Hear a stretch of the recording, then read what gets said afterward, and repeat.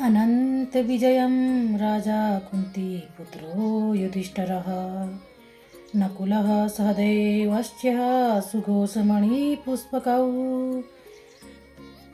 काश्यश्च परमेश्वासः शिखण्डी च महारथः धृष्टद्युम्नो विराटश्च सात्यकिश्च पराजितः द्रुपदो द्रौपदेयाश्च सर्वशः पृथ्वीपते सौभद्रश्च महाबाहु शङ्खन्दनान्दम्बु पृथकः।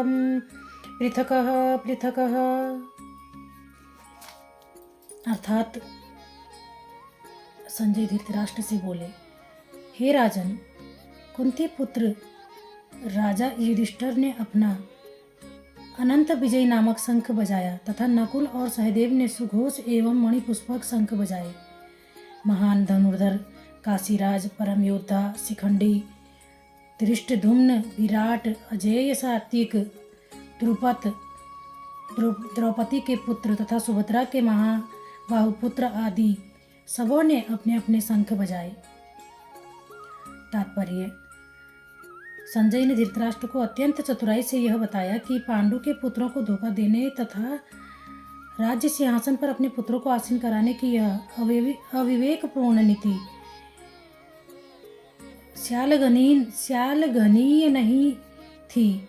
लक्षणों से पहले से ही यह सूचित हो रहा था कि यह महायुद्ध में सारा कुरुवंश मारा जाएगा। भीष्म पितामह से लेकर अभिमन्यु तथा अन्य पौत्रों तक विश्व के अनेकों देशों के राजाओं समेत उपस्थित सारे के सारे लोगों का विनाश निश्चित था। यह सारी दुर्घटना राजा धृतराष्ट्र के कारण होने जा रही थी, क्योंकि उन्होंने अपने पुत्रों की कुनीति को प्रोत्साहन दिया था। न घोषो धृतराष्ट्राणां हृदयानि व्यधारयतः नभश्च पृथ्वीव चैव नादयन। अर्थात, हे राजन, कुंती पुत्र अर्थात इन विभिन्न शंखों की ध्वनि कोलाहल पूर्ण बन गई थी, जो आकाश तथा पृथ्वी को शब्दयमान करती हुई धृतराष्ट्र के पुत्रों के हृदय को विदीर्ण करने लगी। तात्पर्य, जब भीष्म तथा दुर्योधन के पक्ष के अन्य वीरों ने अपने अपने शंख बजाए तो पांडवों के हृदय विदीर्ण हुए। ऐसी घटनाओं का वर्णन नहीं मिलता, किंतु इस वशिष्ठ श्लोक में कहा गया है कि पांडव पक्ष के शंखनाद से धृतराष्ट्र के पुत्रों के हृदय विदीर्ण हो गए। इसका कारण स्वयं पांडव और भगवान कृष्ण में उनका विश्वास है। परमेश्वर की शरण ग्रहण करने वाले को किसी प्रकार का भय नहीं रह जाता, चाहे वो कितनी ही विपत्ति में क्यों न। अथ व्यवस्थितांत दृष्टा धृतराष्ट्रांक पिध्वजः प्रवर्ते शस्त्र समासाम्पते धनुर्धम्यः पांडवः हरषिकेशं तथा वाक्यमिदमाह महीपते। अर्थात उस समय हनुमान से अंकित ध्वजा लगे रथ पर आसीन पांडुपुत्र अर्जुन अपना धनुष उठाकर तीर चलाने के लिए उद्यत हुए। हे राजन, धृतराष्ट्र के पुत्रों को व्यूह में खड़ा देखकर अर्जुन ने श्री कृष्ण से ये वचन कहे। तात्पर्य, युद्ध प्रारंभ होने ही वाला है। उपयुक्त कथन से ज्ञात होता है पांडवों की सेना की अप्रत्याशित व्यवस्था से धृतराष्ट्र के पुत्र बहुत निरुत्साहित थे, क्योंकि युद्ध भूमि में पांडवों का निर्देशन भगवान कृष्ण के आदेशानुसार हो रहा था।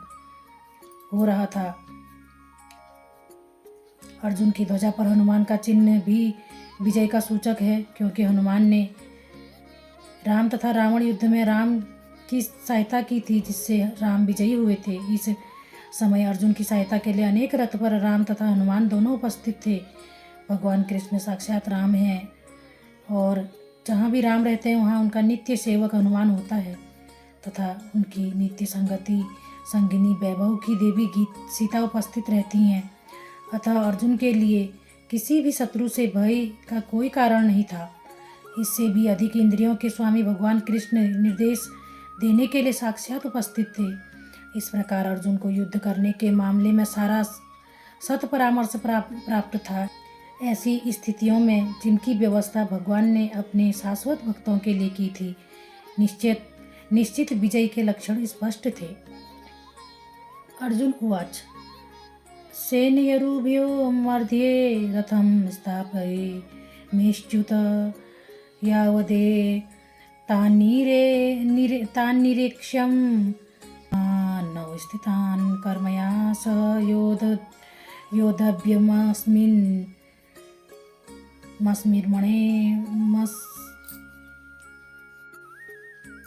सेनयोरुभयो मध्ये रथं स्थापयेम्यच्युत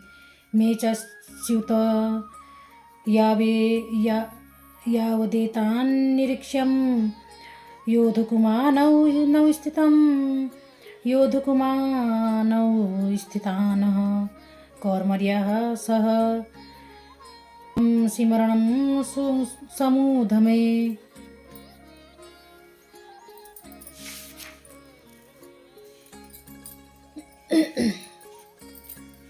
अर्थात अर्जुन ने कहा, हे अच्युत, कृपा करके मेरा रथ दोनों सेनाओं के बीच में ले चलें, जिससे मैं यहाँ उपस्थित युद्ध की अभिलाषा रखने वालों को और शस्त्रों की इस महान परीक्षा में जिनसे मुझे संघर्ष करना है, मैं उन्हें देख सकूं।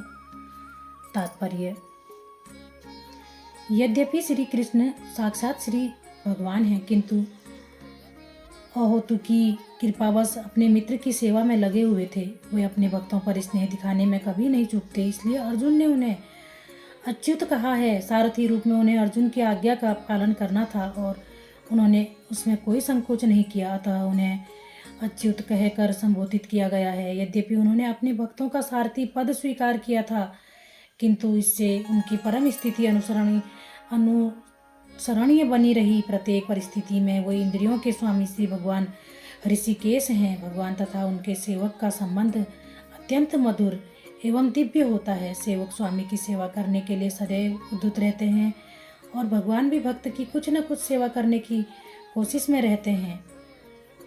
वो इसमें विशेष आनंद का अनुभव करते हैं कि वे स्वयं आज्ञादाता न बने, अपितु उनके शुद्ध भक्त उन्हें आज्ञा दें। चूंकि वे स्वामी हैं, अतः सभी लोग उनकी आज्ञा पालक हैं और उनके ऊपर उनको आज्ञा देने वाला कोई नहीं है। किंतु जब वे देखते हैं कि उनका शुद्ध भक्त आज्ञा दे रहा है, तो उन्हें दिव्य आनंद मिलता है। यद्यपि वे समस्त परिस्थितियों में अच्युत रहने वाले हैं।